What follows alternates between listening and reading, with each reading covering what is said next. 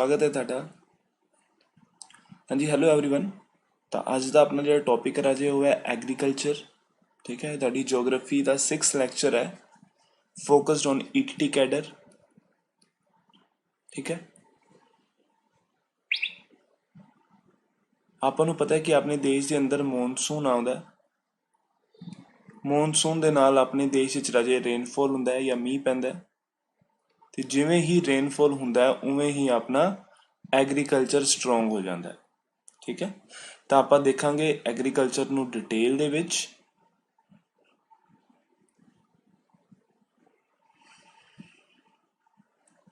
ਤਾਂ ਸ਼ੁਰੂ ਕਰਦੇ ਹਾਂ। ਫਸਟ ਪੁਆਇੰਟ ਦੇਖਿਆ ਜੀ, ਐਗਰੀਕਲਚਰ।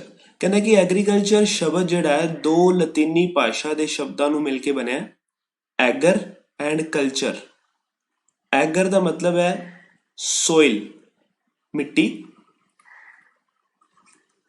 ਕਲਚਰ ਦਾ ਮਤਲਬ ਹੈ ਮੀਨਸ ਫਾਰਮਿੰਗ ਆਫ ਕਲਟੀਵੇਸ਼ਨ। ਤਾਂ ਮਤਲਬ ਕੀ ਹੋ ਗਿਆ ਕਿ ਇੱਕ ਡੈਫੀਨੇਸ਼ਨ ਤਾਂ ਇਹ ਕਹਿੰਦੀ ਹੈ ਕਿ ਸੋਇਲ ਦੀ ਕਲਟੀਵੇਸ਼ਨ ਜਾਂ ਫਾਰਮਿੰਗ ਕੀ ਕਹਿਲਾਉਂਦੀ ਹੈ, ਐਗਰੀਕਲਚਰ।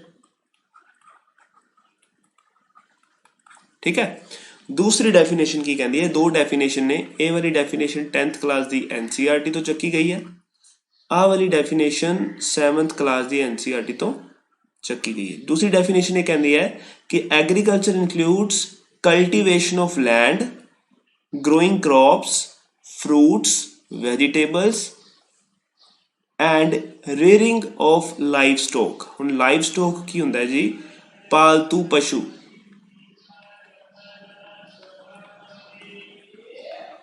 ਪਾਲਤੂ ਪਸ਼ੂ, ਠੀਕ ਹੈ, ਕਿ ਸਾਰਾ ਕੁਝ ਉਗਾਉਣਾ ਤੇ ਉਹਦੇ ਨਾਲ ਪਸ਼ੂ ਵੀ ਪਾਲਣਾ, ਪਸ਼ੂਆਂ ਤੇ ਵੀ ਡਿਪੈਂਡੈਂਟ ਰਹਿਣਾ, ਇਹ ਆਪਣਾ ਐਗਰੀਕਲਚਰ ਕਹਿਲਾਏਗਾ। ਇਹ ਦੂਸਰੀ ਡੈਫੀਨੇਸ਼ਨ ਹੈ। ਤਾਂ ਆਪਾਂ ਇਹਦੇ 'ਚ ਇੱਕ ਨਵਾਂ ਸ਼ਬਦ ਸਿੱਖਿਆ, ਲਾਈਵ ਸਟੋਕ। ਲਾਈਵ ਸਟੋਕ ਦਾ ਮਤਲਬ ਕੀ ਹੋ ਗਿਆ ਰਾਜੇ, ਸਾਰੇ ਦੇ ਸਾਰੇ ਉਹ ਐਨੀਮਲ ਜਿਹੜੇ ਪਾਲਤੂ ਬਣਾਏ ਜਾ ਸਕਣ। ਤੀਸਰੀ ਚੀਜ਼, 50% of world population engaged in agriculture activity, ਕਿ ਪੂਰੀ ਦੁਨੀਆ 'ਚ 50% ਆਬਾਦੀ ਐਗਰੀਕਲਚਰ ਤੇ ਡਾਇਰੈਕਟਲੀ ਜਾਂ ਇਨਡਾਇਰੈਕਟਲੀ ਪ੍ਰਭਾਵਿਤ ਹੈ, ਡਿਪੈਂਡੈਂਟ ਹੈ। ਚੌਥੀ ਚੀਜ਼, ਭਾਰਤ ਦੀ ਗੱਲ ਕਰੀਏ ਤਾਂ 66% ਜਾਂ 2/3 ਹਿੱਸਾ ਪਾਪੂਲੇਸ਼ਨ ਡਿਪੈਂਡ ਅਪੋਨ ਐਗਰੀਕਲਚਰ। ਇਹ ਡਾਟਾ ਹੈ, ਆਪਾਂ ਰੱਟਾ ਮਾਰਾਂਗੇ। ਪੰਜਵੀਂ ਚੀਜ਼, agriculture is a primary activity. ਹੁਣ ਇਸ ਚੀਜ਼ ਨੂੰ ਇੰਪੋਰਟੈਂਟ ਲਿਖ ਰਿਹਾ ਮੈਂ, ਇਹਦਾ ਮਤਲਬ ਸਮਝਿਆ ਜੇ, ਕਈ ਵਾਰੀ MCQs ਵਿੱਚ ਪੁੱਛਿਆ ਜਾਂਦਾ ਹੈ। ਪੂਰੇ ਐਗਰੀਕਲਚਰ ਪ੍ਰੋਸੈਸ ਦੇ ਅੰਦਰ 3 ਤਰ੍ਹਾਂ ਦੀ ਐਕਟੀਵਿਟੀਜ਼ ਹੁੰਦੀਆਂ ਨੇ। ਪਹਿਲੀ ਤਰ੍ਹਾਂ ਜੇ ਹੋ ਗਈ ਪ੍ਰਾਇਮਰੀ ਐਕਟੀਵਿਟੀ। ਪ੍ਰਾਇਮਰੀ ਐਕਟੀਵਿਟੀ ਦੇ ਅੰਦਰ ਕਰੀਦਾ ਹੁੰਦਾ ਪ੍ਰੋਡਕਸ਼ਨ, ਕੋਈ ਚੀਜ਼ ਨੂੰ ਉਗਾਉਣਾ। ਸੈਕੰਡਰੀ ਐਕਟੀਵਿਟੀ ਹੁੰਦੀ ਹੈ ਫੂਡ ਪ੍ਰੋਸੈਸਿੰਗ ਕਰਨਾ। ਤੁਸੀਂ ਕਣਕ ਉਗਾ ਲਈ, ਫਿਰ ਕਣਕ ਨੂੰ ਵੱਢ ਕੇ ਕਣਕ ਨੂੰ ਵਧੀਆ ਜਿਹੇ ਵਧੀਆ ਥੈਲਿਆਂ 'ਚ ਪੈਕ ਕੀਤਾ ਤਾਂ ਫੂਡ ਪ੍ਰੋਸੈਸਿੰਗ ਹੋ ਗਈ, ਸੈਕੰਡਰੀ ਐਕਟੀਵਿਟੀ ਹੋ ਗਈ। ਜਦੋਂ ਦੇ ਪੈਕਟ ਕਰੇ ਤੁਸੀਂ ਪੈਕ ਕਰ ਲਏ, ਫਿਰ ਉਹਨੂੰ ਵੇਚਣ ਵਾਸਤੇ ਟਰਾਂਸਪੋਰਟੇਸ਼ਨ ਦੀ ਸਹਾਇਤਾ ਨਾਲ ਬਾਜ਼ਾਰ, ਮੰਡੀਆਂ ਜਾਂ ਕਿਸੇ ਸ਼ੋਰੂਮ ਲੈ ਗਏ, ਉਹ ਹੈ ਟਰਸ਼ਰੀ ਐਕਟੀਵਿਟੀ। ਤਾਂ ਪੂਰਾ ਐਗਰੀਕਲਚਰ ਦੇ ਅੰਦਰ 3 ਐਕਟੀਵਿਟੀ ਪਰਫੋਰਮ ਹੁੰਦੀਆਂ ਨੇ, ਠੀਕ ਹੈ, ਜਿਹਦੇ ਚੋਂ ਐਗਰੀਕਲਚਰ ਇੱਕ ਪ੍ਰਾਇਮਰੀ ਐਕਟੀਵਿਟੀ ਹੈ। ਇਹ ਗੱਲ ਯਾਦ ਰੱਖਿਆ ਜੀ, ਇੰਪੋਰਟੈਂਟ ਚੀਜ਼ ਹੈ। 6th ਚੀਜ਼, ਫੈਕਟਰ ਇਫੈਕਟਿੰਗ ਐਗਰੀਕਲਚਰ। ਮਤਲਬ ਕਿਹੜੇ ਕਿਹੜੇ ਫੈਕਟਰ ਨੇ, ਅਗਰ ਉਹ ਬਦਲੇ ਤਾਂ ਕਿਸੇ ਜਗ੍ਹਾ ਦਾ ਐਗਰੀਕਲਚਰ ਪ੍ਰਭਾਵਿਤ ਹੋ ਜਾਏਗਾ। ਦੋ ਤਰੀਕੇ ਦੇ ਹੁੰਦੇ ਨੇ ਜੀ, ਨੈਚੁਰਲ ਤੇ ਆਰਟੀਫਿਸ਼ੀਅਲ ਫੈਕਟਰਸ। ਨੈਚੁਰਲ ਦੇ ਅੰਦਰ ਜਿਹੜੇ ਫੈਕਟਰ ਨੇ ਉਹ ਹੈ ਸੋਇਲ ਤੇ ਕਲਾਈਮੇਟ। ਅਗਰ ਕਿਸੇ ਦੀ ਸੋਇਲ ਬੇਕਾਰ ਹੋਈ ਤਾਂ ਘਟੀਆ ਐਗਰੀਕਲਚਰ ਹੋਏਗਾ, ਅਗਰ ਬਹੁਤ ਵਧੀਆ ਹੋਈ ਤਾਂ ਬਹੁਤ ਜ਼ਿਆਦਾ ਝਾੜ ਆਏਗਾ, ਵਧੀਆ ਫਸਲਾਂ ਉੱਗ ਸਕਦੀਆਂ ਨੇ। ਕਲਾਈਮੇਟ ਦਾ ਮਤਲਬ ਮੀਂਹ ਪੈਣਾ। ਇੰਡੀਆ ਦਾ ਕਲਾਈਮੇਟ ਟ੍ਰੋਪੀਕਲ ਮੌਨਸੂਨੀ ਹੈ, ਇਹ ਆਪਾਂ ਲਿਖਿਆ ਸੀ ਲਾਸਟ ਲੈਕਚਰ 'ਚ। ਜੇਕਰ ਮੀਂਹ ਵਧੀਆ ਆਏਗਾ ਤਾਂ ਫਸਲ ਵੀ ਵਧੀਆ ਹੋਏਗੀ। ਤਾਂ ਨੈਚੁਰਲ ਫੈਕਟਰ ਜਿਹੜੇ ਖੇਤੀ ਨੂੰ ਪ੍ਰਭਾਵਿਤ ਕਰਦੇ ਨੇ, ਦੋ ਨੇ, ਸੋਇਲ ਤੇ ਕਲਾਈਮੇਟ। ਅਗਰ ਮੈਂ ਆਰਟੀਫਿਸ਼ੀਅਲ ਫੈਕਟਰਸ ਤੇ ਆਵਾਂ ਤਾਂ ਸੀਡਸ ਯਾਨੀ ਕਿ ਬੀਜ। ਬੀਜ ਦੀ ਗੱਲ ਕਰੀਏ ਤਾਂ ਚੰਗੀ ਕੁਆਲਿਟੀ ਦੇ ਬੀਜ ਬਣਦੇ ਨੇ, ਠੀਕ ਹੈ। ਅੱਛੇ ਬੀਜ ਬਣਨਗੇ ਤਾਂ ਅੱਛੀ ਫਸਲ ਹੋਏਗੀ। ਤੇ ਜਿਹੜੇ ਅੱਛੇ ਬੀਜ ਉਹ ਆਰਟੀਫਿਸ਼ੀਅਲੀ ਮੈਨ ਮੇਡ, ਹਿਊਮਨ ਗਤੀਵਿਧੀਆਂ ਨਾਲ ਆਪਾਂ ਚੰਗੇ ਤੋਂ ਚੰਗਾ ਬੀਜ ਡਿਵੈਲਪ ਕਰਕੇ ਬਾਜ਼ਾਰ 'ਚ ਲੈ ਕੇ ਆਉਂਦੇ ਹਾਂ। ਨੈਕਸਟ, ਇਰੀਗੇਸ਼ਨ, ਸਿੰਚਾਈ। ਸਿੰਚਾਈ ਵਧੀਆ ਹੋਏਗੀ ਤਾਂ ਐਗਰੀਕਲਚਰ ਵਧੀਆ ਹੋਏਗਾ। ਸਿੰਚਾਈ ਵੀ ਆਪਾਂ ਕਰਦੇ ਹਾਂ। ਫਰਟੀਲਾਈਜ਼ਰ ਇਹ ਵੀ ਆਪਾਂ ਬਣਾਉਂਦੇ ਹਾਂ। ਟਰਾਂਸਪੋਰਟੇਸ਼ਨ ਇਹ ਵੀ ਆਪਣਾ। ਅਗਰ ਫਰਟੀਲਾਈਜ਼ਰ ਵਧੀਆ ਹੋਣਗੇ ਫਸਲ ਵਧੀਆ ਹੋਏਗੀ, इरीगेशन चंगा होएगा फसल चंगी होएगी, अगर ट्रांसपोर्टेशन चंगा होएगा तो बड़ी वधिया तरीके नाल मंडियां तक फसल पहुंच सकेगी पिंडां च उठ के। तो ये सारियां चीज़ां आर्टिफिशियली प्रभावित करदियां ने एग्रीकल्चर। ठीक है जी, तो 6 पॉइंट आई होप तुहानू क्लीयर हो गए होंगे।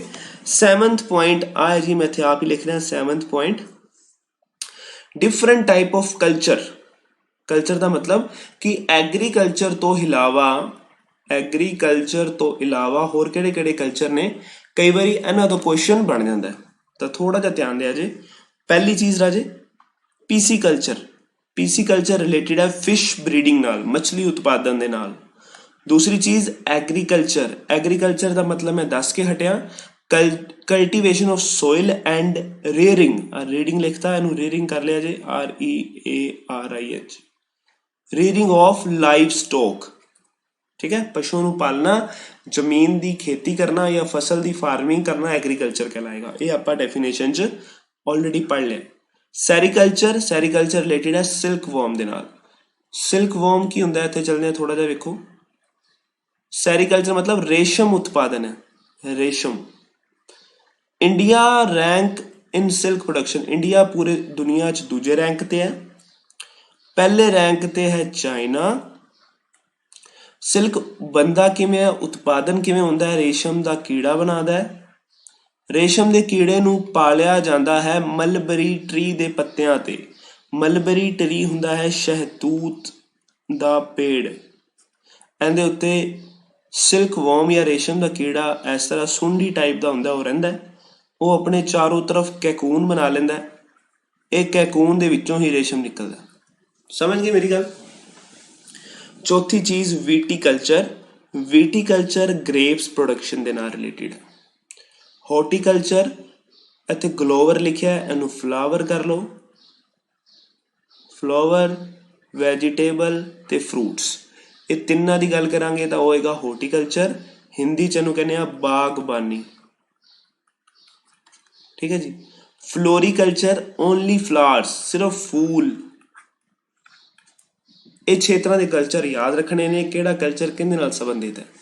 अगे चलते हैं, हुण आ गया जी टाइप ऑफ फार्मिंग, ये दूजा टॉपिक है। टाइप ऑफ फार्मिंग वेख्या जी कि आप जो सोइल की फार्मिंग करते हैं तो दो तरीके तो होंगी है, सबसिस्टेंस फार्मिंग ते कमर्शियल फार्मिंग। सबसिस्टेंस फार्मिंग जिहड़ी सिर्फ आपदे निर्वाह वास्ते की जाए, कमर्शियल फार्मिंग जिहड़ी बेचण दे परपस नाल की जाए। ठीक है, मैं आपदी जमीन की खेती की सिर्फ आपदे वास्ते, तो वो एक सबसिस्टेंस फार्मिंग है। गल समझ गए। अगे चलते हैं, primitive subsistence farming. Primitive subsistence farming का मतलब होंदा है कि पुराने तरीके दे नाल, पुराने तरीके बैल गड्डियां नाल, सारियां पुरानियां चीज़ां की वरतों करके आपदे निर्वाह वास्ते जिहड़ी खेती होएगी उन्होंने क्या जाएगा, परमिटिव सबसिस्टेंस फार्मिंग। अज तो बहुत पुराने टाइम च जाइए तो उन्होंने कोल ना तो कोई वधिया फर्टिलाइजर सीगा, ना ही खादां सीगियां, ना ही ट्रैक्टर कंबाइन सीगियां, ना ही रिसोर्सिस सीगे, तो वो बैल गड्डियां दे नाल आपदी लोड़ दा उगांदे सी ताकि वो खा लैन ते दुनिया ते निर्वाह करन, आपदा सरवाइव करन। तो उस तरीके की फार्मिंग नूं कहा जाता है primitive subsistence farming. Primitive subsistence farming दे विच आउटपुट बहुत घट हुंदी सी क्योंकि सिर्फ आपदे परिवार नाल ही रिलेशन हुंदा सीगा। ठीक है, ते पॉपुलेशन भी उस टाइम बहुत थोड़ी सी, अज तो पुराने टाइम की गल करा तो पॉपुलेशन भी बहुत घट सी, इस करके ज़्यादा आउटपुट देने की लोड़ नहीं हुंदी सी। पुराने तरीके नाल थोड़ी थोड़ी एरिया खेती करके आपदा ढिड भरदे सी तो गड्डी चलती रहती सी। इंटेंस सबसिस्टेंस फार्मिंग राजे हुंदा की है कि जदों पॉपुलेशन वधेगी, पॉपुलेशन इनक्रीज हुई, इत्थे मैं वेचन की गल नहीं कर रहा, मैं सिर्फ ये कह रहा कि जो पॉपुलेशन की लोड़ वधी, ठीक है, पॉपुलेशन की लोड़ वधी तो आउटपुट भी अपन ज़्यादा चाहिए क्योंकि पेट तो सारे का भरना है ना। 4 किले जमीन सी मेरे घरे, सपोज करो मैं ते मेरी वाइफ सी, 4 किले जमीन सी, हुण मेरे 10 बच्चे हो गए। पुराने टाइम तो इन्ने बच्चे होंगे सी ना, एक एग्जाम्पल दे रहा, सीरियसली नहीं लेना इस गल नूं। 7-7 8-8 ਬੱਚੇ ਹੁੰਦੇ ਸੀ, 8-8 ਬੱਚਿਆਂ ਦੀਆਂ ਵਾਈਫਸ ਆਉਂਦੀਆਂ ਸੀ, ਫਿਰ ਅੱਗੇ ਉਹਨਾਂ ਦੇ 3-3 4-4 ਬੱਚੇ ਹੋ ਜਾਂਦੇ ਸੀ। ਤਾਂ ਇਸ ਤਰੀਕੇ ਨਾਲ ਪੋਪੂਲੇਸ਼ਨ ਵੱਧ ਰਹੀ ਹੈ। ਜ਼ਮੀਨ ਤਾਂ 4 ਕਿੱਲੇ ਹੀ ਹੈ ਨਾ ਉਸ ਪਰਿਵਾਰ ਕੋਲ। ਤਾਂ ਜਦੋਂ ਇਹ ਟਾਈਮ ਕਾਫੀ ਬੀਤਿਆ ਤਾਂ ਉਦੋਂ ਇੰਟੈਂਸਿਵ ਸਬਸਿਸਟੈਂਸ ਫਾਰਮਿੰਗ ਹੋਣ ਲੱਗੀ ਕਿ ਪੋਪੂਲੇਸ਼ਨ ਦੇ ਵਧਣ ਦੇ ਨਾਲ ਆਊਟਪੁੱਟ ਹੋਰ ਕੱਢਣੀ ਪਈ। ਤਾਂ ਆਪਾਂ ਇੱਥੇ ਥੋੜੇ ਬਹੁਤੇ ਰਿਸੋਰਸ ਵਧਾ ਲਏ, ਆਪਦੇ ਰਿਸੋਰਸ ਵਧਾਏ, ਮਤਲਬ ਥੋੜਾ ਬਹੁਤਾ ਫਰਟੀਲਾਈਜ਼ਰ ਇਨਵੈਂਟ ਕਰ ਲਿਆ। ਉਹ ਕਹਿੰਦੇ ਨਾ ਲੋੜ ਕਾਢ ਦੀ ਮਾਂ ਹੈ, ਕਿ ਜਦੋਂ ਜਿਸ ਚੀਜ਼ ਦੀ ਲੋੜ ਹੋਵੇ ਤਾਂ ਆਪਾਂ ਇਨਵੈਂਸ਼ਨ ਵੱਲ ਭੱਜਦੇ ਹਾਂ। ਫਰਟੀਲਾਈਜ਼ਰ ਯੂਜ਼ ਹੋਣੇ ਸ਼ੁਰੂ ਹੋ ਗਏ, ਠੀਕ ਹੈ, ਟਰੈਕਟਰ ਵਧੀਆ ਆਉਣ ਲੱਗ ਗਏ। ਤਾਂ ਮੈਂ ਮੁੱਕਦੀ ਗੱਲ ਇੱਕ ਸ਼ਬਦ ਵਿੱਚ ਸਮਝਾ ਰਿਹਾ ਕਿ ਜਦੋਂ ਜ਼ਿਆਦਾ ਪਾਪੂਲੇਸ਼ਨ ਦਾ ਢਿੱਡ ਭਰਨਾ ਸੀਗਾ, ਗੱਲ ਹਜੇ ਵੀ ਨਿਰਵਾਹ ਦੀ ਹੋ ਰਹੀ ਹੈ, ਵੇਚਣ ਦੀ ਗੱਲ ਨਹੀਂ ਹੋ ਰਹੀ। ਕਰਨਾ ਆਪਾਂ ਸਾਰੀ ਪਾਪੂਲੇਸ਼ਨ ਦਾ ਨਿਰਵਾਹ ਹੀ ਹੈ, ਗੁਜ਼ਾਰਾ ਹੀ ਕਰਨਾ ਹੈ। ਪਰ ਇੱਥੇ ਪ੍ਰਿਮਿਟਿਵ ਦੇ ਅੰਦਰ ਕੋਈ ਵੀ ਐਡਵਾਂਸ ਰਿਸੋਰਸ ਨਹੀਂ ਵਰਤਿਆ ਸੀਗਾ, ਤੇ ਇੰਟੈਂਸਿਵ ਵਿੱਚ ਕੁਝ ਐਡਵਾਂਸ ਰਿਸੋਰਸ ਵਰਤੇ ਗਏ ਲੋਕਾਂ ਦੇ ਗੁਜ਼ਾਰੇ ਨੂੰ ਪੂਰਾ ਕਰਨ ਵਾਸਤੇ ਤੇ ਆਊਟਪੁੱਟ ਜ਼ਿਆਦਾ ਕੱਢਣ ਵਾਸਤੇ। ਜਦੋਂ ਆਊਟਪੁੱਟ ਘੱਟ ਕੱਢੀ ਤਾਂ ਪ੍ਰਿਮਿਟਿਵ ਸਬਸਿਸਟੈਂਸ ਫਾਰਮਿੰਗ ਬਣਿਆ। ਜਦੋਂ ਆਊਟਪੁੱਟ ਜ਼ਿਆਦਾ ਕੱਢੀ, ਰਿਸੋਰਸ ਯੂਜ਼ ਕੀਤੇ, ਫਰਟੀਲਾਈਜ਼ਰ ਯੂਜ਼ ਕੀਤੇ, ਟਰੈਕਟਰ ਵਧੀਆ ਯੂਜ਼ ਕੀਤੇ ਤਾਂ ਕਿ ਪੋਪੂਲੇਸ਼ਨ ਦਾ ਪੇਟ ਭਰਿਆ ਜਾ ਸਕੇ, ਤਾਂ ਉਹ ਕੀ ਹੋ ਗਈ? Intense subsistence farming. ਹਲੇ ਵੇਚਣ ਦੀ ਗੱਲ ਕਿਧਰੇ ਵੀ ਨਹੀਂ ਹੋਈ। ਪਰਮਿਟਿਵ ਸਬਸਿਸਟੈਂਸ ਫਾਰਮਿੰਗ ਨੂੰ ਅੱਗੇ ਵੀ ਲੈ ਕੇ ਚੱਲਦੇ ਹਾਂ। ਇਹਦੇ ਅੱਗੇ ਦੋ ਕਿਸਮਾਂ ਨੇ, ਨੋਮੈਡਿਕ ਹਾਰਡਿੰਗ ਤੇ ਸ਼ਿਫਟਿੰਗ ਟਾਈਪ। ਇਹ ਬੜੀ ਇੰਪੋਰਟੈਂਟ ਹੈ। ਪਰਮਿਟਿਵ ਫਿਰ ਦੁਬਾਰਾ ਯਾਦ ਕਰਾ ਦੇਣਾ, ਆਪਾਂ ਇੱਥੇ ਆਊਟਪੁੱਟ ਨਹੀਂ ਚਾਹੀਦੀ, ਆਪਾਂ ਨੂੰ ਸਿਰਫ ਗੁਜ਼ਾਰਾ ਚਾਹੀਦਾ ਇੱਕ ਪਰਿਵਾਰ ਦਾ। ਨੋਮੈਡਿਕ ਹਾਰਡਿੰਗ ਦਾ ਮਤਲਬ ਰਾਜੇ ਕੀ ਹੁੰਦਾ ਸੀ? ਇਹਦੇ ਤੋਂ ਕਦੇ ਕੋਈ ਕੁਐਸਚਨ ਨਹੀਂ ਬਣਿਆ, ਫਿਰ ਵੀ ਦੱਸ ਰਿਹਾ ਤੁਹਾਨੂੰ ਮੈਂ।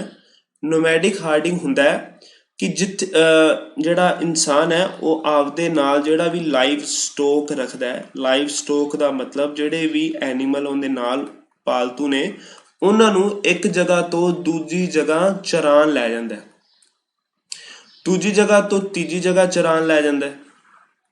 ਹੁਣ ਉਹ ਖੇਤੀ ਨਹੀਂ ਕਰ ਰਿਹਾ, ਇੱਥੇ ਸਿਰਫ ਭਟਕ ਰਿਹਾ ਹੈ। ਜਦੋਂ ਉਹ ਭਟਕ ਕਿਉਂ ਰਿਹਾ? ਆਪਦੇ ਐਨੀਮਲ ਦਾ ਪੇਟ ਭਰਨ ਵਾਸਤੇ। ਜਦੋਂ ਐਨੀਮਲ ਦਾ ਪੇਟ ਭਰੇਗਾ, ਸਪੋਜ਼ ਕਰੋ ਇੱਕ ਭੇਡ ਰੱਖੀ ਹੋਈ ਹੈ ਉਹਨੇ, ਗੋਟ ਹੈ ਜਾਂ ਸ਼ਿਪ ਹੈ, ਇੱਕ ਕਾਊ ਰੱਖੀ ਹੋਈ ਉਹਨੇ।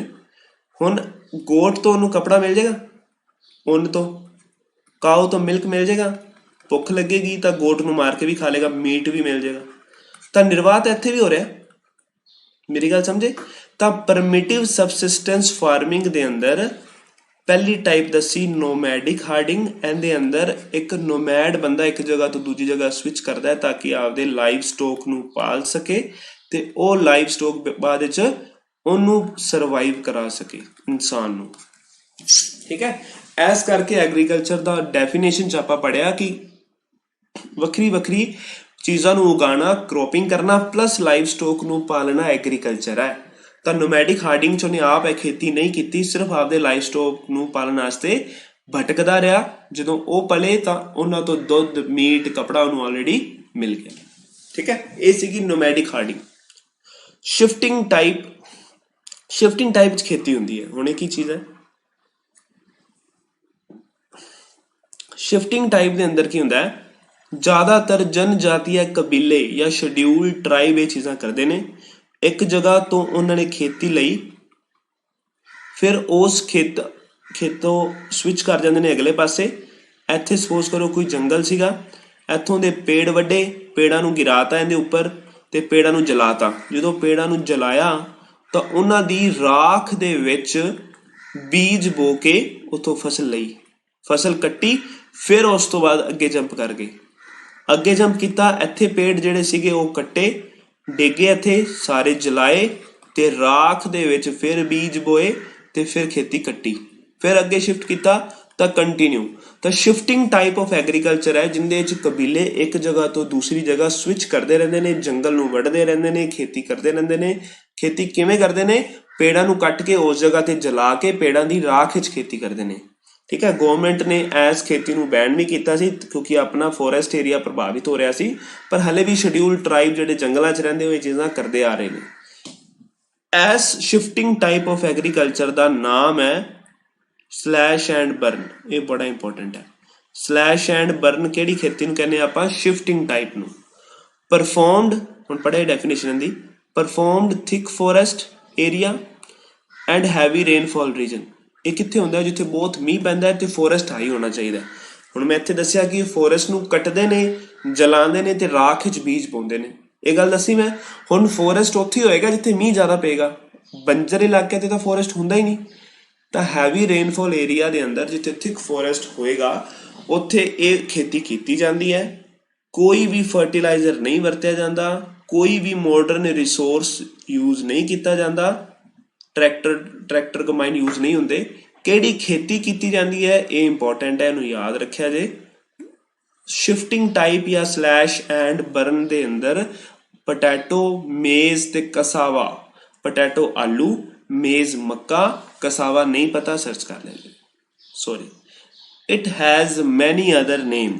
ਐਸ ਖੇਤੀ ਦਾ ਇੱਕ ਨਾਮ ਤਾਂ ਹੋ ਗਿਆ ਸਲੈਸ਼ ਐਂਡ ਬਰਨ, ਇਸ ਤੋਂ ਇਲਾਵਾ ਪੂਰੇ ਦੇਸ਼ ਦੇ ਅੰਦਰ ਬਹੁਤ ਸਾਰੇ ਨਾਮਾਂ ਤੋਂ ਜਾਣਿਆ ਜਾਂਦਾ ਹੈ, ਇਹ ਆਪਾਂ ਅੱਗੇ ਦੇਖਾਂਗੇ। ਠੀਕ ਹੈ ਜੀ, ਤਾਂ ਮੈਂ ਸਾਰਾ ਕੁਝ ਇਰੇਜ਼ ਕਰ ਰਿਹਾ। ਆਈ ਹੋਪ ਤੁਹਾਨੂੰ ਸਾਰਾ ਸਮਝ ਆ ਗਿਆ ਹੋਵੇਗਾ। ਹੁਣ ਆਪਾਂ ਸਲੈਸ਼ ਐਂਡ ਬਰਨ ਦੇ ਬਾਕੀ ਨਾਮ ਪੜ੍ਹਨੇ ਨੇ, ਮੈਂ ਇੱਥੇ ਲਿਖ ਦੇਣਾ, ਉਹ ਅਗਲੀ ਸਲਾਈਡ ਤੇ ਹੈ। ਉਸ ਤੋਂ ਪਹਿਲਾਂ ਆਪਾਂ ਕਮਰਸ਼ੀਅਲ ਫਾਰਮਿੰਗ ਨੂੰ ਵੀ ਦੇਖ ਲਈਏ। ਕਮਰਸ਼ੀਅਲ ਫਾਰਮਿੰਗ ਦਾ ਮਤਲਬ ਹੁੰਦਾ ਹੈ ਸਿਰਫ ਤੇ ਸਿਰਫ ਵੇਚਣਾ ਫਸਲ ਨੂੰ। ਇਹ ਤਿੰਨ ਤਰੀਕੇ ਦੀ ਕਮਰਸ਼ੀਅਲ ਫਾਰਮਿੰਗ ਹੁੰਦੀ ਹੈ। ਪਹਿਲੀ ਹੈ ਕਮਰਸ਼ੀਅਲ ਗ੍ਰੇਨ ਫਾਰਮਿੰਗ। ਗ੍ਰੇਨ ਦਾ ਮਤਲਬ ਜਿਹੜੀਆਂ ਖਾਣ ਵਾਲੀਆਂ ਫਸਲਾਂ ਨੇ, ਜਿਵੇਂ ਕਿ ਵੀਟ, ਰਾਈਸ, ਮੱਕਾ, ਠੀਕ ਹੈ, ਇਸ ਤਰ੍ਹਾਂ ਦੀਆਂ ਜਿਹੜੀਆਂ ਫਸਲਾਂ ਨੇ, ਜਿਹੜੀਆਂ ਅੱਛਾ ਮੱਕਾ ਨਹੀਂ ਹੋਏਗਾ, ਵੀਟ, ਰਾਈਸ ਹੋ ਗਿਆ, ਇਸ ਤਰ੍ਹਾਂ ਦੀ ਫਸਲਾਂ ਜਿਹੜੀਆਂ ਆਪਾਂ ਘਰੇ ਖਾਂਦੇ ਹਾਂ, ਘਰ ਵਾਸਤੇ ਯੂਜ਼ ਕਰਨੇ ਆ, ਉਹਨੂੰ ਉਗਾਉਣਾ ਤੇ ਲੋੜ ਤੋਂ ਵੱਧ ਵੇਚ ਦੇਣਾ ਕਹਿਲਾਉਂਦਾ ਹੈ ਕਮਰਸ਼ੀਅਲ ਗ੍ਰੇਨ ਫਾਰਮਿੰਗ। ਠੀਕ ਹੈ ਜੀ। ਮਿਕਸਿੰਗ ਫਾਰਮਿੰਗ ਦਾ ਮਤਲਬ ਹੁੰਦਾ ਹੈ ਕਿ ਖਾਣ ਵਾਲੀਆਂ ਫਸਲਾਂ ਯਾਨੀ ਕਿ ਫੂਡ ਕ੍ਰੌਪ, ਜਿਹੜਾ ਕਿ ਮੈਂ ਪੜ੍ਹ ਕੇ ਆਇਆ ਪਹਿਲਾਂ, ਵੀਟ, ਰਾਈਸ ਵਗੈਰਾ, ਪਲੱਸ ਫੂਡਰ ਕ੍ਰੌਪ। ਫੂਡਰ ਕ੍ਰੌਪ ਕੀ ਹੁੰਦਾ ਹੈ? ਚਾਰਾ, ਪਸ਼ੂਆਂ ਦਾ ਜਿਹੜਾ ਚਾਰਾ, ਉਹ ਵਾਲੀਆਂ ਫਸਲਾਂ। ਤਾਂ ਫੂਡ ਕ੍ਰੌਪਸ ਤੇ ਫੂਡਰ ਕ੍ਰੌਪ ਜਦੋਂ ਮੈਂ ਦੋਵੇਂ ਇਕੱਠੀਆਂ ਉਗਾ ਕੇ ਲੋੜ ਵਾਲੀਆਂ ਵਰਤ ਲਾਂਗਾ ਤੇ ਵੱਧ ਵੇਚਾਂਗਾ, ਤਾਂ ਮੈਂ ਕੀ ਕਰ ਰਿਹਾ? Mixed farming. ਤਾਂ ਕਮਰਸ਼ੀਅਲ ਪਹਿਲੇ ਪੁਆਇੰਟ ਦੇ ਅੰਦਰ ਸਿਰਫ ਖਾਣ ਵਾਲੀਆਂ ਫਸਲਾਂ ਨੂੰ ਵੇਚਣਾ ਲੋੜ ਤੋਂ ਵੱਧ। ਮਿਕਸ ਫਾਰਮਿੰਗ ਵਿੱਚ ਫੂਡ ਕ੍ਰੌਪ ਪਲੱਸ ਫੂਡਰ ਕ੍ਰੌਪ ਦੋਵੇਂ। ਫੂਡ ਕ੍ਰੌਪ ਮਤਲਬ ਖਾਣ ਵਾਲੀਆਂ ਫਸਲਾਂ, ਫੂਡਰ ਕ੍ਰੌਪ ਮਤਲਬ ਪੱਠੇ, ਠੀਕ ਹੈ, ਬਰਸੀਮ, ਚਾਰਾ ਜਿਹੜਾ ਹੁੰਦਾ ਪਸ਼ੂਆਂ ਦਾ, ਉਹ ਵੀ ਉਗਾਉਣਾ। ਠੀਕ ਹੈ, ਤਾਂ ਮਿਕਸਡ ਫਾਰਮਿੰਗ। ਤੀਸਰੀ ਸਭ ਤੋਂ ਇੰਪੋਰਟੈਂਟ ਹੈ, ਇਹਦੇ ਤੇ ਕੁਐਸਚਨ ਬਣਦਾ ਹੀ ਬਣਦਾ ਹੁੰਦਾ, ਇਹਨੂੰ ਕਹਿੰਦੇ ਨੇ ਪਲਾਂਟੇਸ਼ਨ ਫਾਰਮਿੰਗ। ਪਲਾਂਟੇਸ਼ਨ ਫਾਰਮਿੰਗ ਇਹ ਹੁੰਦੀ ਹੈ ਕਿ ਉਹ ਵਾਲੀਆਂ ਫਸਲਾਂ ਜਿਹਨੂੰ ਇੱਕ ਵਾਰੀ ਉਗਾਇਆ ਜਾਂਦਾ, ਠੀਕ ਹੈ, ਉਸ ਤੋਂ ਬਾਅਦ ਉਹਦੇ ਵਾਰੀ ਬੀਜ ਬੀਜਣ ਦੀ ਲੋੜ ਨਹੀਂ ਹੁੰਦੀ, ਆਪਾਂ ਉਹਨਾਂ ਤੋਂ ਹੀ ਆਊਟਪੁੱਟ ਲੈਂਦੇ ਰਹਿੰਦੇ ਹਾਂ। ਇਹਦੇ 'ਚ ਫਰੂਟ ਨਹੀਂ ਗਿਣੇ ਜਾਂਦੇ। ਐਗਜ਼ਾਮਪਲ ਦੇਣਾ ਮੈਂ ਚਾਹ ਦੀ, ਟੀ। ਇੱਕ ਵਾਰੀ ਪੌਦਾ ਲਗਾਇਆ, ਪੌਦਾ ਉੱਗ ਗਿਆ, ਪੱਤੇ ਤੋੜੇ, ਪੱਤੇ ਵੇਚਤੇ, ਸੇਲ ਕਰਤੀ, ਫਿਰ 1 ਮਹੀਨੇ ਬਾਅਦ ਫਿਰ ਪੱਤੇ ਨਵੇਂ ਆ ਗਏ, ਪੱਤੇ ਤੋੜੇ, ਫਿਰ ਸੇਲ ਕਰਤੇ। ਤਾਂ ਹੋ ਕੀ ਰਿਹਾ? ਇਸ ਪੇੜ ਨੂੰ ਦੁਬਾਰਾ ਉਗਾਉਣ ਦੀ ਲੋੜ ਨਹੀਂ ਹੈ। ਤਾਂ ਇਸ ਤਰੀਕੇ ਨਾਲ ਵਾਰੀ ਨਾ ਉਗਾਉਣਾ ਪਵੇ ਤੇ ਆਪਾਂ ਨੂੰ ਆਊਟਪੁੱਟ ਮਿਲਦੀ ਰਹੇ, ਉਹਨੂੰ ਕਹਿੰਦੇ ਆ ਪਲਾਂਟੇਸ਼ਨ ਫਾਰਮਿੰਗ। 3 ਤਰ੍ਹਾਂ ਦੀਆਂ ਮੇਨ ਫਸਲਾਂ ਨੇ। ਰਬੜ ਇੰਡੀਆ 'ਚ ਸਭ ਤੋਂ ਜ਼ਿਆਦਾ ਕੇਰਲਾ 'ਚ ਹੁੰਦਾ, ਵਰਲਡ ਲੈਵਲ ਤੇ ਮਲੇਸ਼ੀਆ 'ਚ ਹੁੰਦਾ। ਦੂਸਰੀ ਫਸਲ ਹੈ ਕੌਫੀ ਇੰਡੀਆ 'ਚ ਸਭ ਤੋਂ ਜ਼ਿਆਦਾ ਕਰਨਾਟਕਾ 'ਚ ਹੁੰਦੀ ਹੈ, ਵਰਲਡ ਲੈਵਲ ਤੇ ਬ੍ਰਾਜ਼ੀਲ 'ਚ ਹੁੰਦੀ ਹੈ। ਟੀ ਇੰਡੀਆ 'ਚ ਸਭ ਤੋਂ ਜ਼ਿਆਦਾ ਅਸਾਮ 'ਚ ਹੁੰਦੀ ਹੈ, ਵਰਲਡ ਦੇ ਅੰਦਰ ਇੰਡੀਆ ਤੇ ਚਾਈਨਾ ਪਹਿਲੇ ਨੰਬਰ ਤੇ ਨੇ। ਠੀਕ ਹੈ, ਤਾਂ ਹਰ ਵਾਰੀ ਇਹ ਕੁਐਸਚਨ ਬਣਦਾ ਹੈ, 4 ਆਪਸ਼ਨ ਦੇ ਕੇ ਪੁੱਛੇਗਾ ਕਿ ਪਲਾਂਟੇਸ਼ਨ ਕ੍ਰੌਪ ਕਿਹੜੀ ਨਹੀਂ ਹੈਗੀ। ਤਾਂ ਯਾਦ ਰੱਖਿਆ ਜੀ, 3 ਹੀ ਮੇਨ ਫਸਲਾਂ ਨੇ, ਰਬੜ, ਕੌਫੀ ਤੇ ਟੀ। ਇਹ ਤਿੰਨੋਂ ਪਲਾਂਟੇਸ਼ਨ ਕ੍ਰੌਪਸ ਨੇ। ਰਬੜ ਜਿਹੜਾ ਹੁੰਦਾ ਹੈ ਉਹ ਪੇੜਾਂ ਨੂੰ ਕੱਟ ਲਾ ਦਿੰਦੇ ਨੇ, ਛੋਟਾ ਪੇੜਾਂ 'ਚੋਂ ਦੁੱਧ ਨਿਕਲਦਾ ਰਹਿੰਦਾ ਹੈ, ਉਸ ਦੁੱਧ ਨੂੰ ਸਟੋਰ ਕਰ ਲੈਂਦੇ ਨੇ, ਉਹਦੇ ਫਿਰ ਆਪਣੇ ਟਾਇਰ, ਕਾਰਾਂ ਦੇ ਟਾਇਰ, ਇਸ ਤਰੀਕੇ ਨਾਲ ਰਬੜ ਵਾਲੀਆਂ ਚੀਜ਼ਾਂ ਬਣਦੀਆਂ ਨੇ, ਹੈ ਨਾ। ਵਾਰੀ ਪੇੜ ਉਗਾਉਣ ਦੀ ਲੋੜ ਨਹੀਂ, ਕੱਟ ਲਗਾਉਂਦੇ ਨੇ, ਦੁੱਧ ਨਿਕਲਦਾ, ਸੁਕਾ ਲੈਂਦੇ ਨੇ, ਕੱਟ ਲਗਾਉਂਦੇ ਨੇ, ਦੁੱਧ ਨਿਕਲਦਾ, ਸੁਕਾ ਲੈਂਦੇ ਨੇ। ਤਾਂ ਉਹ ਹੋ ਜਾਂਦਾ ਪਲਾਂਟੇਸ਼ਨ ਫਾਰਮਿੰਗ। ਤਾਂ ਕਮਰਸ਼ੀਅਲ ਫਾਰਮਿੰਗ ਕਵਰ ਹੋ ਗਿਆ, ਸਬਸਿਸਟੈਂਸ ਫਾਰਮਿੰਗ ਕਵਰ ਹੋ ਗਿਆ। ਸਲੈਸ਼ ਐਂਡ ਬਰਨ ਨੂੰ ਤੁਸੀਂ ਸਮਝ ਲਿਆ। ਸਲੈਸ਼ ਐਂਡ ਬਰਨ ਦੇ ਕਈ ਸਾਰੇ ਨਾਮ ਨੇ, ਉਹ ਦੇਖਦੇ ਹਾਂ ਅਗਲੇ ਸਲਾਈਡ ਤੇ। ਵੇਖੋ ਅਦਰ ਨੇਮ। ਪਹਿਲਾ ਰਾਜੇ ਜਿਹੜਾ ਨਾਮ ਹੈ, ਬੜਾ ਹੀ ਫੇਮਸ ਨਾਮ ਹੈ, ਇਹਨੂੰ ਤੁਸੀਂ ਆਪਦੇ ਜ਼ਿਹਨ 'ਚ ਬਿਠਾ ਲਓ ਕਿ ਝੁੰਮ ਕਲਟੀਵੇਸ਼ਨ। ਇਹ ਸਲੈਸ਼ ਐਂਡ ਬਰਨ ਹਮੇਸ਼ਾ ਸ਼ਡਿਊਲ ਟਰਾਈਬ ਵਾਲੇ ਏਰੀਆ 'ਚ ਹੋਏਗੀ, ਜਿੱਥੇ ਕਬੀਲੇ ਰਹਿੰਦੇ ਨੇ। पंजाब च कबीले नहीं रहिंदे, हरियाणा च नहीं रहिंदे, राजस्थान च बहुत घट ने उत्थे, बट करते नहीं है ना, पेड़ नहीं होंगे उत्थे। एमपी च सब तो ज़्यादा फॉरेस्ट है, उत्थे हो सकती है ना। तो ये गल आपके जहन च रखिया जी। हुण इहदे नाम पहला है झुम कल्टीवेशन, तुसीं इहदा नाम ज़्यादा सुनिया होएगा। झुम कल्टीवेशन स्लैश एंड बरन का दूसरा नाम है। नॉर्थ ईस्ट इंडिया च हुंदी है। नॉर्थ ईस्ट इंडिया मतलब सैवन सिस्टर वाले एरिया, अरुणाचल प्रदेश, नागालैंड, मणिपुर, मिजोरम, त्रिपुरा, असम एंड मेघालय। ठीक है। दूसरा नाम पामलो, पामलो मणिपुर च, दीपा अंडेमान निकोबार च, बेवाड़ एंड दइया मध्य प्रदेश के अंदर, पोडू एंड पेंडा आंध्र प्रदेश, कुमार वेस्टर्न घाट, वालरे या वालतरे राजस्थान च, खिल हिमालयन रीजन, कुरवा झारखंड। तो ये सारे नाम NCERT दसदी है, कर सकते हो तो वैल एंड गुड है, नहीं तो आ झुम कल्टीवेशन तो एटलीस्ट ना भुलिया जी। वर्ल्ड लैवल ते गल करिए, सारे जो कदे भी क्वेश्चन ज़्यादा नहीं पूछे गए, तो सारे इंपॉर्टेंट तो नहीं है, कुछ कोई इंपॉर्टेंट ने, जिमें झुम हो गया, पामलो हो गया, ठीक है, खिल हो गया, ये इंपॉर्टेंट नहीं। वर्ल्ड लेवल ते रोका ब्राजील च क्या गया, मिल्पा मैक्सीको च क्या गया, ये दोवें इंपॉर्टेंट ने, याद रखना जी। तो खत्म हो गया जी टाइप ऑफ फार्मिंग। अगे चलते हैं। क्रॉपिंग पैटर्न, ये बहुत इंपॉर्टेंट चीज़ है। जो भी एग्रीकल्चर तुसी किसी भी इंस्टीट्यूट या चैनल पर पढ़ते हुए हो, तो बस एग्रीकल्चर आ करा के खत्म कर दिता जाता है। हुण आपां आ तो करना ही करना, एक्स्ट्रा चीज़ां भी नाल दी नाल पढ़ते आंदे पे हां, थोड़ा जिहा ध्यान दिया जे। क्रॉपिंग पैटर्न का मतलब कि फसलों की बिजाई कदों हुंदी है, तो फसलों नूं कदों कट्टिया जाता है। ठीक है। हुण 3 तरह की क्रॉपिंग हुंदी है अपने कोल, खरीफ की फसलां, रबी की फसलां ते जैद दी फसलां। खरीफ ਦੀਆਂ फसलां गर्मियां च बीजियां ਜਾਂਦੀਆਂ ने ਜਦੋਂ ਮੌਨਸੂਨ ਆਉਂਦਾ ਹੈ। ਇਸ ਕਰਕੇ याद होएगा ਮੌਨਸੂਨ हमेशा ਆਉਂਦਾ है जून तो लैके सितंबर तक, ये ਮੌਨਸੂਨ का पीरियड है। तो गर्मियां दी फसलां ने इस करके खरीफ ਨੂੰ समर क्रॉप किया, ਮੌਨਸੂਨ ਆਉਣ ਤੇ ਬੀਜੀਆਂ ਜਾਂਦੀਆਂ ਨੇ, ਇਸ ਕਰਕੇ ਇਹਨਾਂ ਨੂੰ ਮੌਨਸੂਨ क्रॉप किया। रबी दी फसलां सर्दियां ਦੀਆਂ फसलां ने, इस करके ਇਹਨਾਂ ਨੂੰ विंटर क्रॉप किया।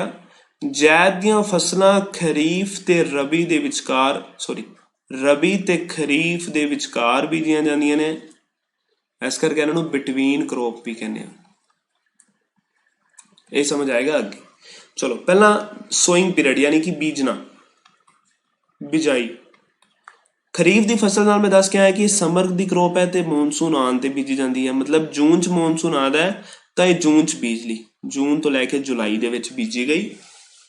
इनू कट्टिया कदों गया, जो मॉनसून खत्म हो जाता है। मॉनसून खत्म होता है सितंबर च, तो सितंबर अक्टूबर च इनू कट लिया। हुण सितंबर अक्टूबर च कट लिया, तो अक्टूबर नवंबर च अगली फसल बीज ली रबी की। अक्टूबर नवंबर च जो ये रबी की फसलां कट्टियां गईयां, तो फिर वो कहावत हैगी ना, मुक गई कणकां दी राखी जटाई विसाखी, विसाखी ते यानी मार्च अप्रैल च इन्हां नूं कट लिया जांदा। ठीक है जी।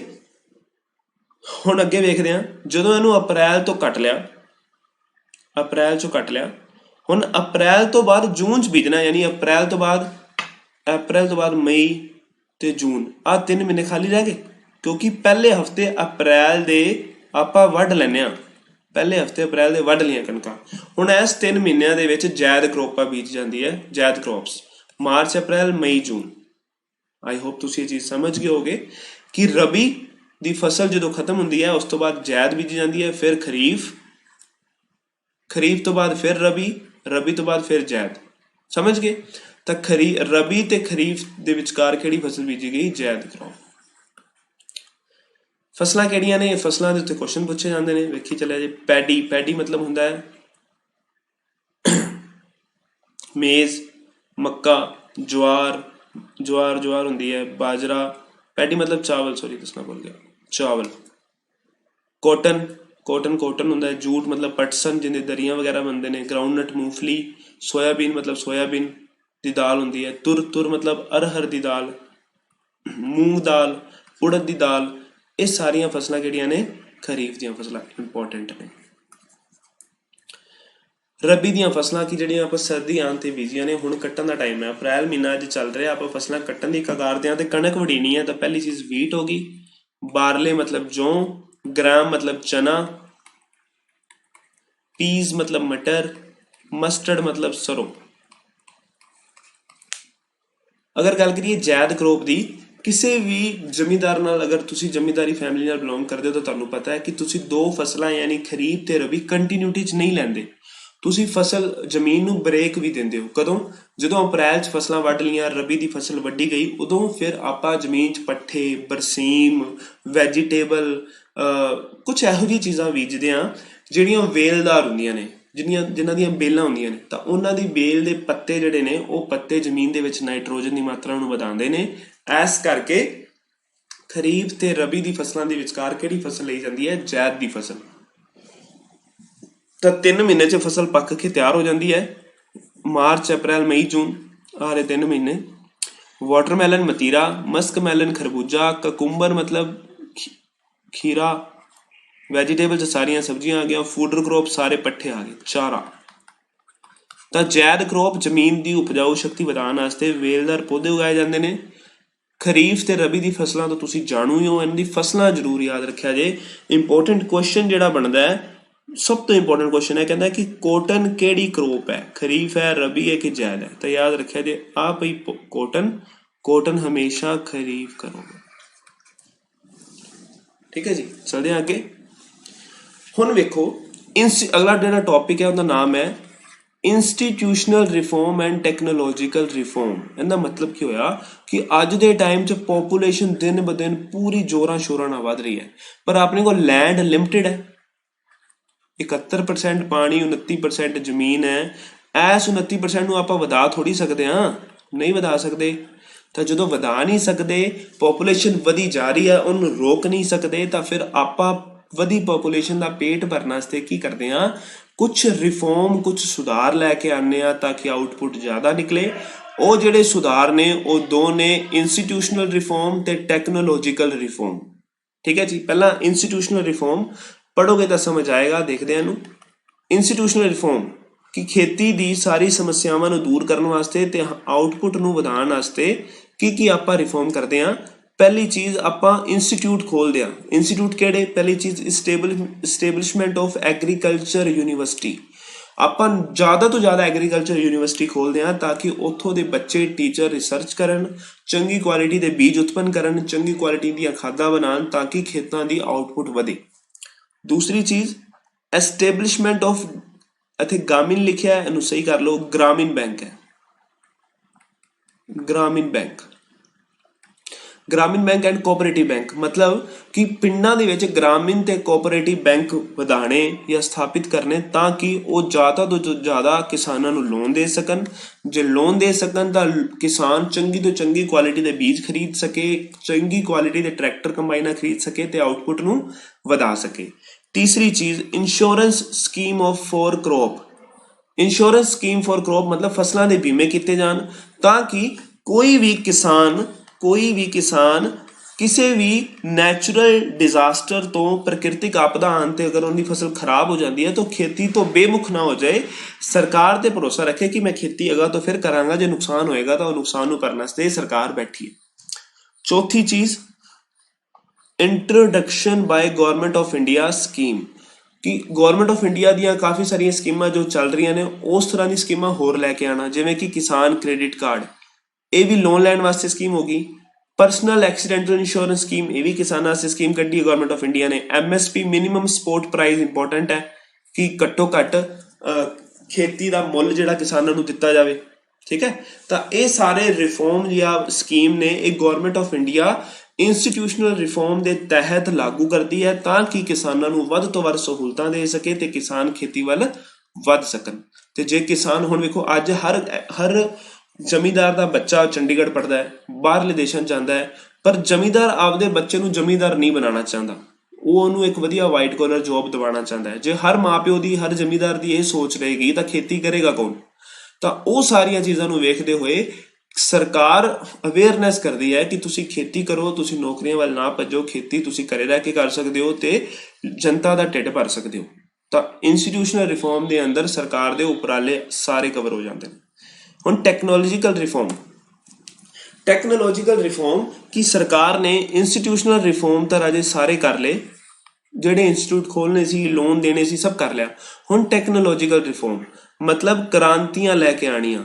ਕ੍ਰਾਂਤੀਆਂ ਲੈ ਕੇ ਆਉਣੀਆਂ ਮਤਲਬ ਕਿ ਕਿਸੇ ਵੀ ਫਸਲ ਨੂੰ ਅਗਰ ਹੋਰ ਜ਼ਿਆਦਾ ਦਰ ਤੇ ਉਗਵਾਉਣਾ ਹੈ, ਕਿਸਾਨਾਂ ਨੂੰ ਮਜਬੂਰ ਕਰਨਾ ਹੈ, ਤਾਂ ਕਿਸਾਨਾਂ ਨੂੰ ਲਾਲਚ ਦਿਓ, ਉਹਨਾਂ ਨੂੰ ਪੈਸੇ ਦਿਓ, ਉਹਨਾਂ ਨੂੰ ਬੀਮੇ ਕਰੋ, ਜਾਂ ਚੰਗੀ ਕੁਆਲਿਟੀ ਦੇ ਬੀਜਾਂ ਉੱਤੇ ਸ਼ੋਧ ਕਰੋ, ਇਨਵੈਂਸ਼ਨ ਕਰੋ, ਹਨਾ। ਤਾਂ ਉਹਨਾਂ ਨੂੰ ਕਹਿੰਦੇ ਆ ਕ੍ਰਾਂਤੀ ਲੈ ਆਉਣਾ। ਆਪਣੀਆਂ ਕੁਝ ਕ੍ਰਾਂਤੀਆਂ ਨੇ, ਇਹਨਾਂ ਤੇ ਡਾਇਰੈਕਟ ਕੁਐਸਚਨ ਬਣਦੇ ਨੇ ਕਿ ਕਿਹੜੀ ਕ੍ਰਾਂਤੀ ਕਿਹਦੇ ਨਾਲ ਸੰਬੰਧਿਤ ਹੈ। ਫਟਾਫਟ ਦੇਖ ਲੈਂਦੇ ਇਹਨਾਂ ਨੂੰ। ਪਹਿਲੀ ਚੀਜ਼, ਨੇਮ ਆਫ ਰੈਵੋਲੂਸ਼ਨ, ਹਰਿਤ ਕ੍ਰਾਂਤੀ। ਫੂਡ ਪ੍ਰੋਡਕਸ਼ਨ, ਜਿੰਨੀਆਂ ਵੀ ਖਾਦਿਆਨ ਫਸਲਾਂ ਨੇ ਜਿਹੜੀਆਂ ਆਪਾਂ ਖਾਂਦੇ ਹਾਂ, ਉਹ ਫਸਲਾਂ ਦੇ ਉੱਪਰ ਕੰਮ ਕਰਕੇ ਉਸ ਫਸਲਾਂ ਦੀ ਪ੍ਰੋਡਕਸ਼ਨ ਨੂੰ ਵਧਾਉਣਾ ਕੀ ਕਹਿਲਾਉਂਦਾ ਹੈ? Green revolution. ਗ੍ਰੀਨ ਰੈਵੋਲੂਸ਼ਨ ਕਦੋਂ ਆਈ ਸੀ? 1968 'ਚ। ਕੌਣ ਲੈ ਕੇ ਆਇਆ ਸੀ? Father of green revolution world level ਤੇ ਨੇ ਡਾਕਟਰ ਨੋਰਮਨ ਬੋਰਲੋਗ, ਤੇ ਇੰਡੀਆ ਲੈਵਲ ਤੇ ਨੇ MS ਸਵਾਮੀਨਾਥਨ। ਇਹ ਦੋ ਬੰਦੇ ਬੜੇ ਹੀ ਇੰਪੋਰਟੈਂਟ ਨੇ, ਯਾਦ ਰੱਖਣਾ ਹੈ। ਈਅਰ 2000% ਇੰਪੋਰਟੈਂਟ ਹੈ, ਯਾਦ ਰੱਖਣਾ, ਠੀਕ ਹੈ। ਇਹਨਾਂ ਬੰਦੇ ਨੇ ਕੀ ਕੀਤਾ ਸੀ? ਸਰਕਾਰ ਨੂੰ ਦੱਸਿਆ ਸੀਗਾ ਕਿ ਆਪਾਂ ਖਾਣ ਵਾਲੀਆਂ ਫਸਲਾਂ ਕਿਵੇਂ ਵਧੀਆ ਤਰੀਕੇ ਨਾਲ ਹੋਰ ਵਧੀਆ ਆਊਟਪੁੱਟ ਤੇ ਉਗਾ ਸਕਦੇ ਹਾਂ।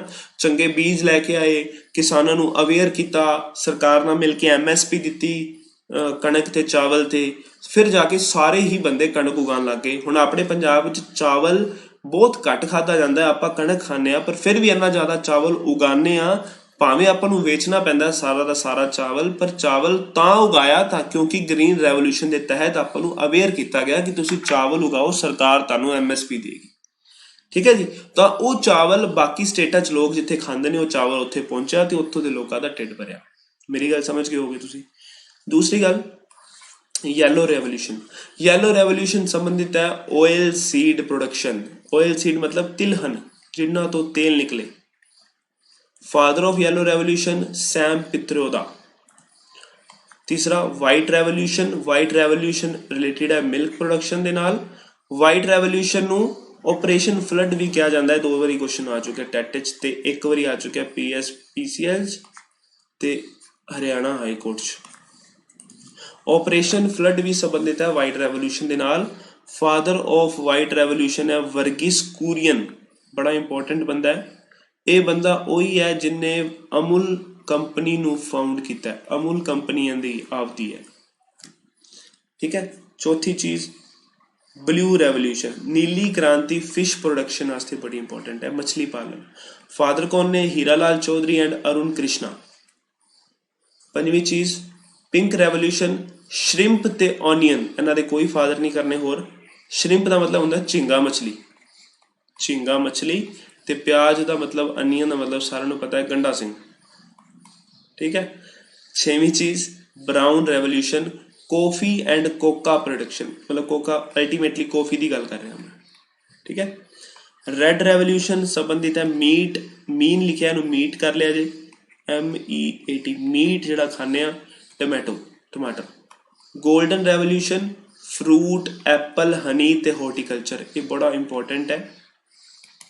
ਫਰੂਟ, ਐਪਲ, ਹਨੀ ਤੇ ਹਾਰਟੀਕਲਚਰ। ਹਾਰਟੀਕਲਚਰ ਦੇ ਵਿੱਚ ਵੀ ਸਾਰੀਆਂ ਚੀਜ਼ਾਂ ਇਹੀ ਸੀਗੀਆਂ, ਫਰੂਟ, ਵੈਜੀਟੇਬਲ, ਫਲਾਵਰਸ, ਸਾਰਾ ਕੁਝ ਹੀ ਕਵਰ ਹੋ ਗਿਆ ਸੀ। ਗ੍ਰੇ ਰੈਵੋਲੂਸ਼ਨ ਦੀ ਗੱਲ ਕਰੀਏ ਆਪਾਂ, ਤਾਂ ਗ੍ਰੇ ਰੈਵੋਲੂਸ਼ਨ ਫਰਟੀਲਾਈਜ਼ਰ ਨਾਲ ਸੰਬੰਧਿਤ ਹੈ। ਫਰਟੀਲਾਈਜ਼ਰ ਮਤਲਬ ਖਾਦਾਂ ਖੁਦਾਂ ਵਗੈਰਾ। ਸਿਲਵਰ ਰੈਵੋਲੂਸ਼ਨ ਦੀ ਗੱਲ ਕਰੀਏ ਤਾਂ ਐਗ ਤੇ ਪੋਲਟਰੀ ਫਾਰਮ, ਆਂਡਾ ਤੇ ਮੁਰਗੀ ਪਾਲਣ, ਸਿਲਵਰ।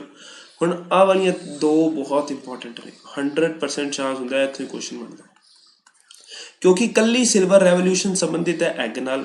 ਜੇ ਮੈਂ ਸਿਲਵਰ ਫਾਈਬਰ ਕਹਿਤਾ ਫਿਰ ਕੋਟਨ ਨਾਲ। ਕੱਲੀ ਗੋਲਡਨ ਸੰਬੰਧਿਤ ਹੈ ਫਰੂਟ, ਐਪਲ ਤੇ ਹਨੀ ਨਾਲ। ਜੇ ਮੈਂ ਗੋਲਡਨ ਫਾਈਬਰ ਕਹਿਤਾ ਤਾਂ ਜੂਟ ਨਾਲ। ਤਾਂ 2 ਬੜੀਆਂ ਇੰਪੋਰਟੈਂਟ ਨੇ। ਗੋਲਡਨ ਫਾਈਬਰ ਜੂਟ ਨਾਲ ਸੰਬੰਧਿਤ ਹੈ, ਜਿਹਨੂੰ ਆਪਾਂ ਪਟਸਨ ਕਹਿੰਦੇ ਹਾਂ। ਪਟਸਨ ਦੇ ਵਿੱਚ ਦੇ ਬੋਰੀਆਂ, ਬੈਗ, ਦਰੀਆਂ, ਗਲੀਚੇ, ਸਾਰਾ ਕੁਝ ਬਣਦਾ ਹੈ। ਪਟਸਨ ਸਭ ਤੋਂ ਜ਼ਿਆਦਾ ਵੈਸਟ ਬੰਗਾਲ 'ਚ ਪ੍ਰੋਡਿਊਸ ਹੁੰਦੀ ਹੈ। ਸਿਲਵਰ ਰੈਵੋਲੂਸ਼ਨ ਕੋਟਨ, ਕੋਟਨ ਕਾਲੀ ਮਿੱਟੀ 'ਚ ਸਭ ਤੋਂ ਵਧੀਆ ਉਗਦੀ ਹੈ, ਠੀਕ ਹੈ। 13ਵੀਂ ਚੀਜ਼ ਹੈ ਰੇਨਬੋ ਰੈਵੋਲੂਸ਼ਨ, ਗ੍ਰੀਨ, ਵਾਈਟ ਤੇ ਬਲੂ ਤਿੰਨਾਂ ਕ੍ਰਾਂਤੀਆਂ ਨੂੰ ਮਿਲਾ ਦਿੱਤਾ ਜਾਵੇ ਤਾਂ ਬਣ ਜਾਂਦੀ ਹੈ ਰੇਨਬੋ ਰੈਵੋਲੂਸ਼ਨ। ਗ੍ਰੀਨ, ਵਾਈਟ ਤੇ ਬਲੂ ਰੈਵੋਲੂਸ਼ਨ ਮਛਲੀ ਨਾਲ ਸੀਗੀ, ਵਾਈਟ ਰੈਵੋਲੂਸ਼ਨ ਮਿਲਕ ਨਾਲ ਸੀਗੀ, ਤੇ ਗ੍ਰੀਨ ਰੈਵੋਲੂਸ਼ਨ ਫੂਡ ਐਗਰੀਕਲਚਰ ਦੇ ਨਾਲ ਸੀਗੀ। एवरग्रीन मतलब सारिया 13 उतलियां नूं इकट्ठा जाके प्रमोट किया जाए तो ओवरऑल रेवोल्यूशन है, एवरग्रीन रेवोल्यूशन। आई होप तुहानूं ये सारिया क्रांतियां समझ आईयां होणगियां। अगे चलते हैं। भूदान ग्रामदान मूवमेंट। हुण ये टॉपिक है 10th क्लास की NCERT का, बस इनू फटाफट समझा जी।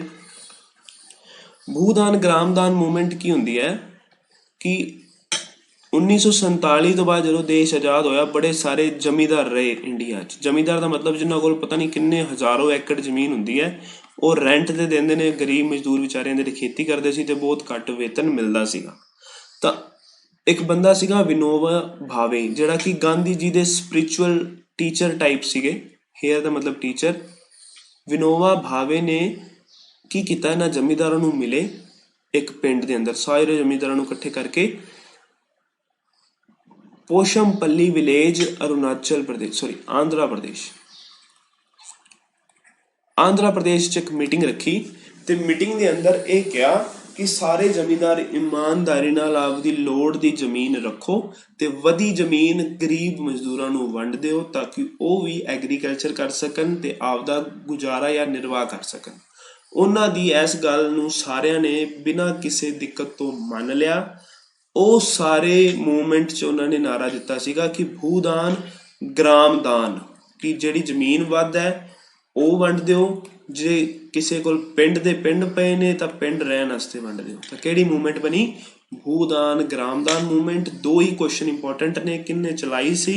ਵਿਨੋਬਾ ਭਾਵੇ ਨੇ। ਕਿੱਥੇ ਚਲਾਈ ਸੀ? ਪੋਸ਼ਮਪੱਲੀ ਵਿਲੇਜ ਆਂਧਰਾ ਪ੍ਰਦੇਸ਼। ਇਸ ਮੂਵਮੈਂਟ ਨੂੰ ਬਲੱਡਲੈਸ ਰੈਵੋਲੂਸ਼ਨ ਵੀ ਕਿਹਾ ਜਾਂਦਾ ਹੈ, भी खून रहे, ਇਹਦੇ 'ਚ ਕੋਈ खून नहीं ਪਿਆ ਸੀ ਇਸ ਅੰਦੋਲਨ ਦੇ ਅੰਦਰ। ਬਲੱਡਲੈਸ ਰੈਵੋਲੂਸ਼ਨ। ਇੱਥੇ ਮੈਂ आचार्य जी की फोटो बनाई है, आचार्य विनोबा भावे जी फेमस ने भूदान मूवमेंट करके। अगे चलते हैं। Last topic food security. ये सिर्फ समझने वाला टॉपिक है, इन्हू फटाफट समझ लिया जी। फूड सिक्योरिटी की होंदी है? हुण वेखो कि आपां भी किसान जिहड़ा है वो की करेगा, फसल नूं उगाएगा ते बेचेगा, ठीक है। जिन्हें खरीदनी है वो खरीदेगा ते आपदा काम चलाएगा। यही सर्कल है ना, किसान ने उगाई तो बेचती। हुण गवर्नमेंट का की काम है? गवर्नमेंट की करती है कि कुछ फूड नूं बचा के रखती है। कोई आपातकालीन स्थिति आ जाए, कोई एमरजेंसी लग जाए, कोई डिजास्टर आ जाए, है ना, उस केस में कुछ फूड नूं आपदे कोल बचा के रखती है। उन्होंने कहते हैं फूड सिक्योरिटी। किवें बचा के रखती है? गवर्नमेंट ऑफ इंडिया किसानां तो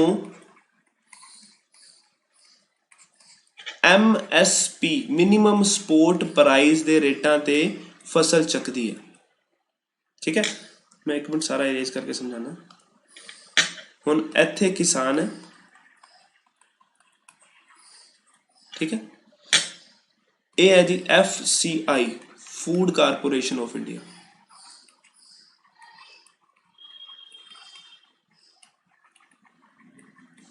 ठीक है। ये वाली जिहड़ी बॉडी है ये हैगी है गवर्नमेंट ऑफ इंडिया की। हुण किसानां तो गवर्नमेंट ने खरीद ली फसल, किहड़े रेटां ते? MSP वो रेट हुंदे ने जिहड़े गवर्नमेंट ऑफ इंडिया मिनिममली तय करते हैं कि किसान ने जिहड़ी भी फसल उगाई है उन्होंने घट्टो घट्ट, जिवें कोई रेट 1800 रुपये प्रति क्विंटल है, भावें उहदी फसल खराब होवे, भावें गली सड़ी होवे, बट उन्होंने मिनिमम सरकार 1800 रुपये प्रति क्विंटल ते लेगी। वो होंदा मिनिमम सपोर्ट प्राइस। गवर्नमेंट ने की किया? FCI के थ्रू खरीद करवाई ते गोडाउन च स्टोर करता। गोडाउन